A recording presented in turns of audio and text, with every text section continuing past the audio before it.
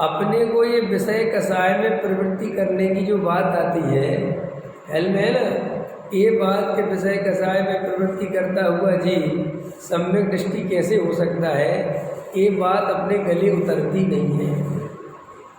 और चुपचाप ऊपर से तो बोलते हैं कि सम्यक दृष्टि ऐसा हो सकता है विषय कसाय में, लेकिन कोई भी जीव अगर हमें प्रैक्टिकल में विषय कसाय में करता प्रवृत्ति करता दिखता है और फिर हम आपसे कहते हैं कि सम्यक दृष्टि है, तो आपके गले नहीं उतरती।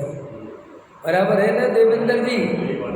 और कोई आदमी व्यापार आदि छोड़ दे, समझ में आया, थोड़ा निर्वृत्ति से रहने लगे, थोड़े बिना प्रेस के कपड़े पहनने लगे, कुएं का पानी वानी पीने लगे, है ना, और भी 2 4 6 10, तो फिर आपसे हम कहें कि ये सम्यक दृष्टि है, तो आप कहते हैं हाँ ये तो सम्यक दृष्टि हो सकती है।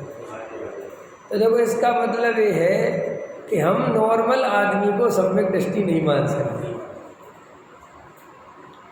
हमारे जैसे आदमी को हम सम्यक दृष्टि नहीं मान सकते, तो नहीं मान सकते तो हम खुद भी सम्यक दर्शन प्राप्त करने के लायक नहीं है, ये बात हम मानते हैं। इसलिए पर हम लोग क्या करते हैं कि हम आत्मानुभव का उपाय नहीं करते, हम भेद ज्ञान का उपाय नहीं करते, फिर हम उपाय क्रियाकांड का करते हैं कि जितना त्याग हो जाए उतना अच्छा, जितना भैया मन गए ऐसा हो जाए उतना अच्छा। कि क्यों कर रहे हो तुम सम्यक दर्शन इनके बिना?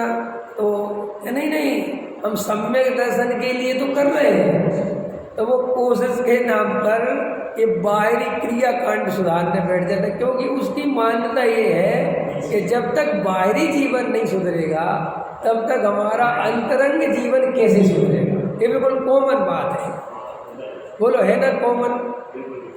और जबकि वस्तु स्वरूप क्या है अरविंद जी, कि पहले अंतरंग सुधरेगा तो बहिरंग सुधरेगा।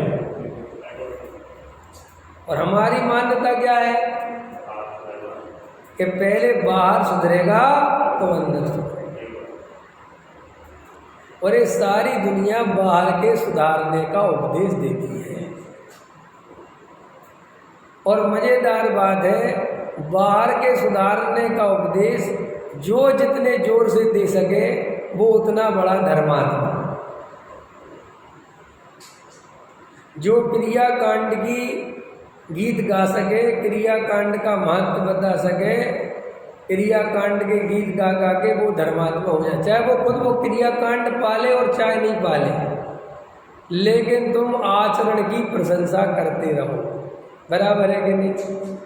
ऐसा है कि नहीं? तो अपने यहाँ पे क्या होता है कि बहिरंग आचरण बहुत जरूरी है, श्रावक को ये जरूरी है, वो जरूरी है। कोई ये नहीं कहता सम्यक दर्शन जरूरी है, सुना किसी के मुंह से है? आज जैन समाज को ये नहीं करना चाहिए, वो नहीं करना चाहिए। कोई ये कहता है कि सम्यक दर्शन करना जरूरी है? क्यों? क्योंकि हमारे दिमाग में एक लगा हुआ है कि सम्यक दर्शन तो बात की चीज है, पहले हमारा जीवन सुधरना चाहिए। और मजेदार बात है, सम्यक दर्शन के बिना कभी किसी का जीवन सुधरा ही नहीं।